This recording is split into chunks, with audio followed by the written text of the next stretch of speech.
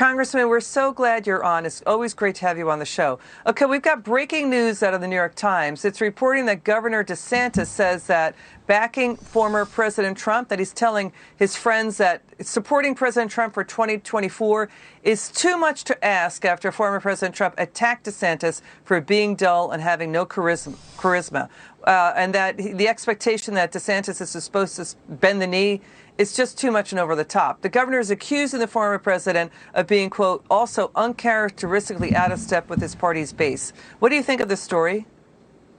Well, it comes out of the New York Times, so I don't know what to make of the story. The New York Times is the one that told us that Russia was, part of the Russia was part of the 2016 election, Russian collusion, all that conspiracy stuff, and much of the things that come out of the New York Times are not true. But what if the story is true? Well, again, I don't know if it's true. I don't know if it's true or not, so I'm really not going to comment something on the New York Times because they've proven to be an unreliable source. Okay, but, they're also saying that Florida Governor DeSantis is upset that, and the other media is reporting this too, that he's upset over the former President Trump's criticisms of not saying whether or not he got a booster shot. Well, I mean, the governor can be upset, about that. And then the former president has a right to say what he says, So they're two grown men and they have a difference of opinion.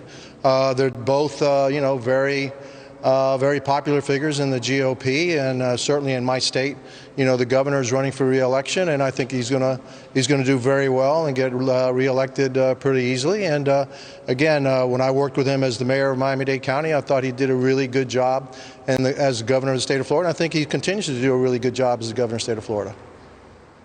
The Florida governor is trolling Democrats. He's highlighting the successes of the governor's approach to the pandemic with T-shirts and campaign merchandise, inviting Americans to, quote, escape to Florida, highlighting how open Florida was, and highlighting the hypocrisy of Democrats who vacation in Florida after knocking it and criticizing it for its anti-lockdown strategy. Yeah, I agree. Look, we had AOC over in Miami Beach. You had Swalwell also on Miami Beach. We've got 6 or 7 governors that have lockdown governors that have gone down to the state of Florida and enjoyed the freedom. And so, we catch a lot of them maskless in Miami.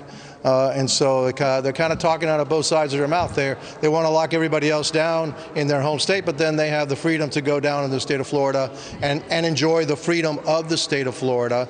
And that's why I think the governor's done a really good job. We have managed the pandemic in a very good way using data, but also allowing our businesses and our people to be free and have freedom of choice. And I think that's the right formula. That's why, I think he's done a really good job.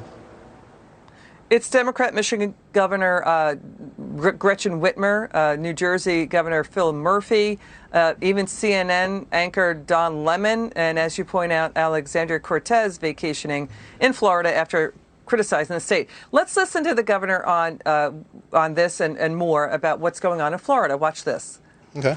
Florida has become the escape hatch for those chafing under authoritarian, arbitrary, and seemingly never-ending mandates and restrictions. They are grounded more in blind adherence to Faucian declarations than they are in the constitutional traditions that are the foundation of free nations. Listen, people, it's important to get vaccinated because this is a dangerous virus, Congressman, but we lost 22 million jobs that were destroyed because of shutdowns and lockdowns, right? And now the president tomorrow is going to tout his jobs record when that's really just opening up the economy. We're still nearly 4 million jobs short. Your final word, Congressman. Yeah, right. I mean, look, it's pretty easy to have good numbers on the economy when the economy's been shut down for 18 months or 2 years. And so, again, I think Florida had the right has the right formula, making sure that you open up safe, but you open up. And we did that fairly on. Our economy's doing much better than probably the rest of the nation because our formula was the right thing. So yeah, I think the governor's done a really good job, and I think he's right in calling out the rest of those lockdown governors for the bad job they've done in controlling the virus and also basically destroying their economy. Congressman Gimenez, thanks for joining us. It's good to see you. Come back soon. Good. Okay, right, up next from House